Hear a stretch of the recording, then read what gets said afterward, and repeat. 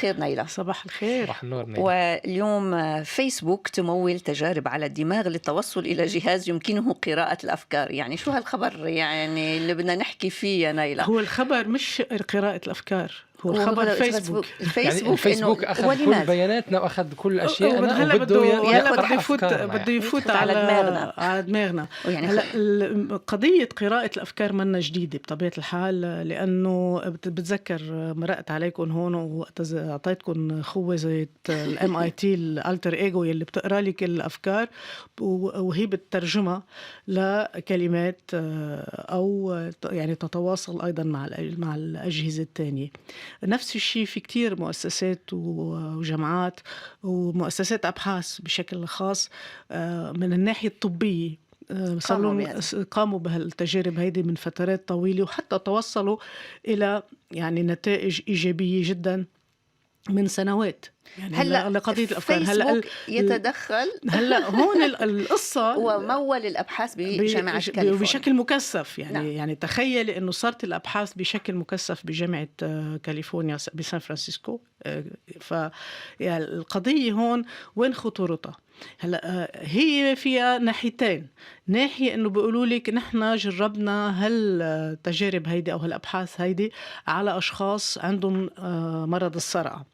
لو قضية الأبحاث هيدي إنك تعودي، نحكي عن الذكاء الاصطناعي هون، رجعنا على قصة الخوارزميات والتعلم العميق، إنه يتعلموا من خلال دايما هون التجارب اللي عم بتصير إنه هي أجهزة بتحطيها على الرأس، بمعنى يا إما يلي هي مثل شو بيسموها الإلكترود، يعني مثل جهاز بتحطي يعني أجهزة استشعار. أجهزة الاستشعار هي بتحطيها، يعني بنسموها invasive. بس هيدا داخل الدماغ ولا لا، على القشرة المخية. أوكي. القشرة المخية بالأمكنة يلي بتعتبري فيها اللي هي مكان الكلام. فحطوا هالأجهزة هيدي الاستشعار، وصاروا يقولوا للأشخاص، يسألون أسئلة بسيطة والشخص يرد بصوت عالي. فخلت الرد العالي مع أجهزة الاستشعار إنه أجهزة الكمبيوتر اللي هي عم تتعلم تعلمت شو هي مثلا الكلمة اللي قالها. مثلا قال، سألوه مثلا شو بتحب موسيقى، قال له مثلا بيانو أو كمان. أوكي. فالرد اللي صار، فأجهزة الاستشعار لقطت الترددات أو شيء الترددات هيك. المخية. فهلأ هي ليش نحكي هون عن قصة خطورة فيسبوك؟ ليش؟ لأنه فيسبوك عنده التكنولوجيا إنه يوما ما تصفي هيدي التقنيات مش انفيزيف، يعني مش إنه يحطوا لك مجسات، ولكن إنه يكون يا أما بالليزر يا أما بالفايبر، من خلال اللي هو عنده الخوذة الأوكوليس ريفت، وخلال يعني الواقع المعزز والواقع الافتراضي. فكل هالتقنيات الموجودة عند فيسبوك فيها أن مع تطور الوقت وفي يوظفها، يعني أنه يوظفها بقراءة الأفكار. خطيرة ليش؟ لأنه هلا في عندي مثل ما قلت انه في كتير شركات كان عندها ابحاث وما عندها الخطوره هاي، لانه فعلا كانت عم تبحث على قضيه مساعده الناس يلي فقدوا القدره على الكلام، او يلي عندهم صرع، او اللي عندهم مشاكل بالتواصل. ممكن نيلة بارادتك يعني تستخدمها وانت داري، يعني طبعا. بس وبعدين صار في يعني هيدي هلا هي مش بس قصه مشكله. هلا مش رح نحكي عن المشاكل التانية اللي بتصير، ولكن رح أبقى بمشكلة فيسبوك إنه هو مشكلته كان مع حماية البيانات الخاصة، وبعد عنده هالمشكلة. يعني اليوم إذا نحن بدنا نسلم أفكارنا العميقة، يعني هي العقل والدماغ يلي هو أكتر شيء خاص فينا، لشركة معروفة إنها هي عدم تحترم البيانات الخاصة. فكيف وين بدك تخزيون هالبيانات اللي بدك تاخديهم من الدماغ البشري؟ مين بده يتشارك فيها؟ مين بده يتعامل معها؟ إلى آخره. يعني هيدي أسئلة كتير اللي لازم نحن هلأ نبلش نطرحها. يعني أنا قد صار لي بنبههم للمستمعين وللمشاهدين وللكل على قضية الخصوصية، ولهلأ بعدنا منوقع بمشاكل. فنحن هلأ التكنولوجيا بعد ما وصلت للشركات التكنولوجيا العملاقة، وعم نبهكم فتنبهوا من هلا انه هيدي لها عواقب وخيمه. هلا العواقب الوخيمه من الناحيه الخصوصيه، ولكن في ناحيه تانية اللي هي نحن بنسميها الانترفاس او مساحه التواصل بين البشري وبين الاجهزه. يعني هون الخطورة شو؟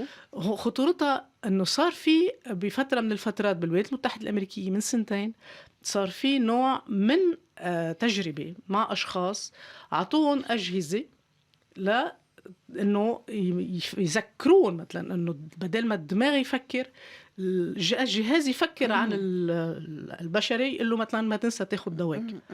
فهون المشكله وين؟ المشكله بشريه محض 100%، انك انت تنسي حالك، انك انت وينك، انت بشريه ولا جهاز. يعني الاتكال يعني يخليك مش الاتكال، لا مش الاتكال، ممكن مش الاتكال. يعني نحن في عنا ضمير البشري اليوم اللي بتوصلوا فيه على جهاز بيصفي فيه تواصل بينك وبين الجهاز. هيدا حكينا عنه كتير وقت قلنا عن الترانس هيومانيزم، بتتذكري؟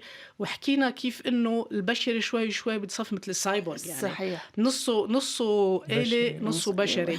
فهون كيف عم ننزلق، يعني كيف التكنولوجيا عم تاخدنا انه نحن نتخلى شوي عن انسانيتنا وبشريتنا، وهيدي كتير صعبة انه انت بدماغك اللي يعني هو يحللوا اشارات بحياتك. الدماغ ياخدوها ويحللوها. طب بس هون السؤال نيلة، انه اول شيء عم نحكي عن هيدا المشروع، بيقول لك المسؤول عن مشروع القراءة تبع الفيسبوك انه نحن نؤكد انه لن ياخذون الخصوصيه على محمل الجد بشكل كبير جدا.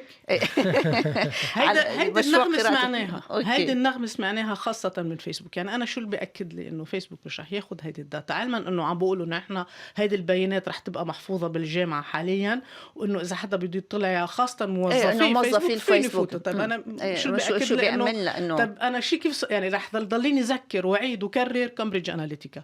فلما انت بتدخلي بشركه تكنولوجيه اللي عندها لا قانون ولا رب، كيف بدك تعطيها بياناتك الخاصه اللي هي مش بس خاصه، حميميه؟ يعني هون رحنا على الحميميه العميقه. انا ما بصدقهم ورح ضليني هلا ما صدق، لانه رايحين على مرحله جديده من مراحل. هلا هو نعرف نحن انه فيسبوك بيعرف كل تحركاتنا من اي تصرفات عم نعملها على الانترنت. صح. يعني حكينا بالموضوع وقلنا انه بيعرفنا حتى اهلنا اكثر من اهلنا، وحتى اكثر احيانا من حالنا. ولكن هون صار بيقدر فيك يعرف شو بدك تاخدي، يعني الخدمات والمنتجات اللي بدك تشتريها، وحتى يمكن يأثر عليكي مثل ما صار انه التأثير على قصة الانتخابات والتأثير على قصص كتيرة. فيعني هون خطورتها انه انا مش اني ضد الابحاث قراءة الافكار، لا انا ضد انه فيسبوك هو يعمل الابحاث ويمول الابحاث. ما فيش منظومة قانونية تقف. هون المشكلة انه حاليا كل الناس عم تركض وعم بتقول يا جماعة لازم يكون في اطار قانوني مهم مثل الاطار القانوني لحدود. هلا ما في اي اطار قانوني ايضا للذكاء الاصطناعي، لابحاث الذكاء الاصطناعي. هلا في قصص اللي هي قانون يعني إذا بدك يعني إتيك، يعني أخلاقي بدول مثل الدول الغربية مثل أوروبا وحتى الولايات المتحدة الأمريكية. يعني فيها ضوابط قانونية مهمة من هالناحية هاي الأخلاقية الإنسانية. بس عندك الصين ما عندهم أي ضوابط أخلاقية، يعني فاتحين مشروع الأبحاث على الذكاء الاصطناعي. هن صايرين وين ونحن بعدنا وين؟ يعني عم بحكي عن أوروبا، ما عم بحكي عن البلدان العربية. البلدان العربية ما في إلا الإمارات اللي عندهم وزير الذكاء الاصطناعي.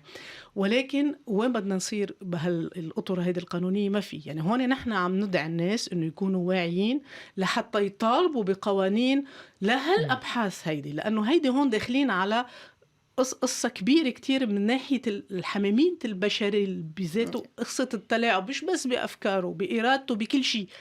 يعني تخيل هيك تقنية موجودة بدولة ديكتاتورية، تخيل. انت تعرف العواقب ساعتها. يعني في لها عواقب كتير. واعلنوا انه نيلة النموذج الاولي لنظام هيدا الفيسبوك سيكون يعرضوه نهاية هذا العام.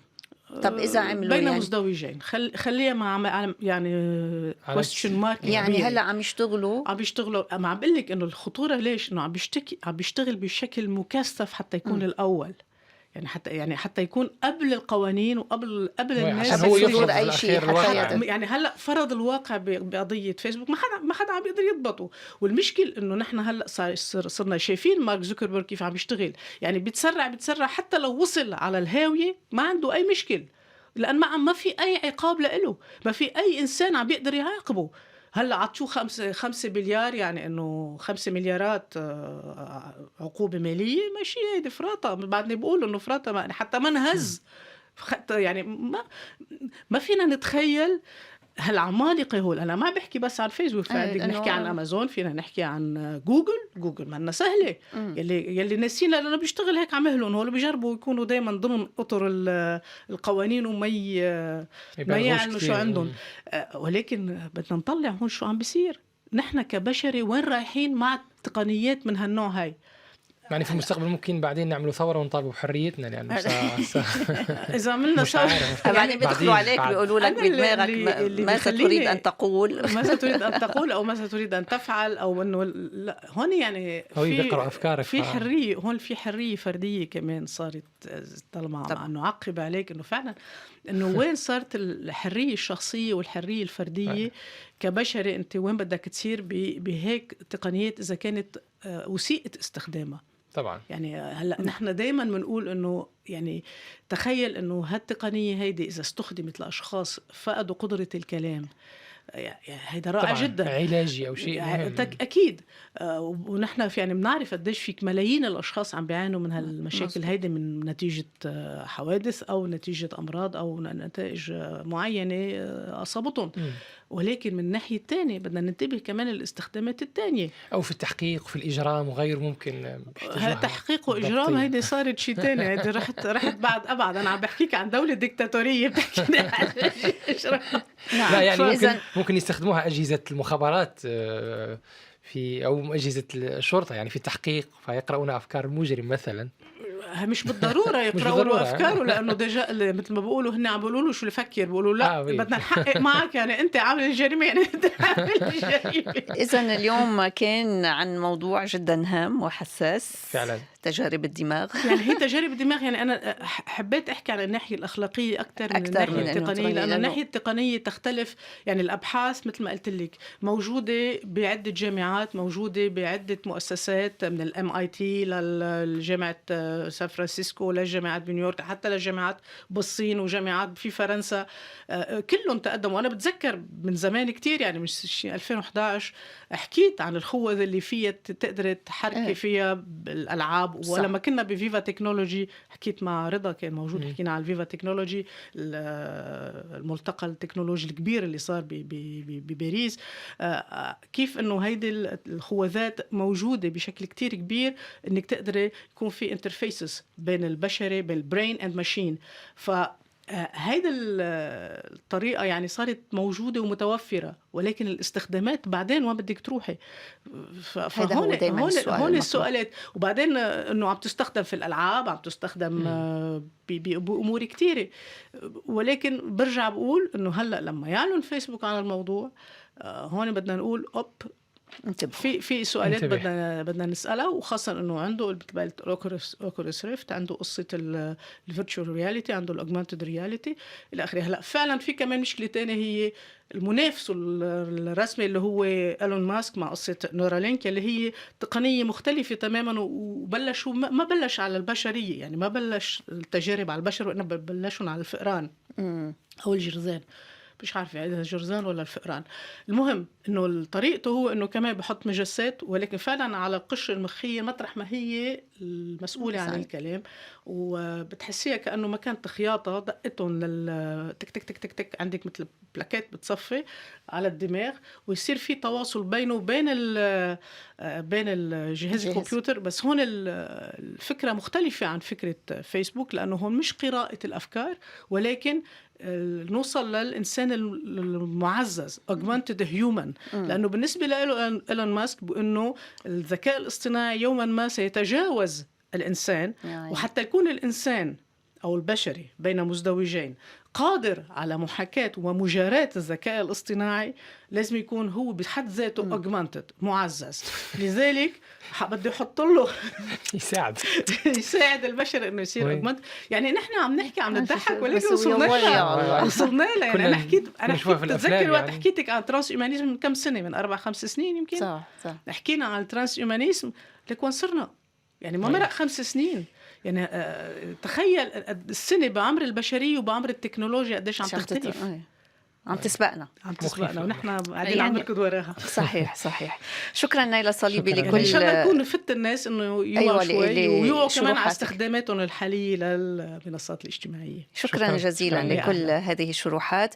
دقائق ونكون مع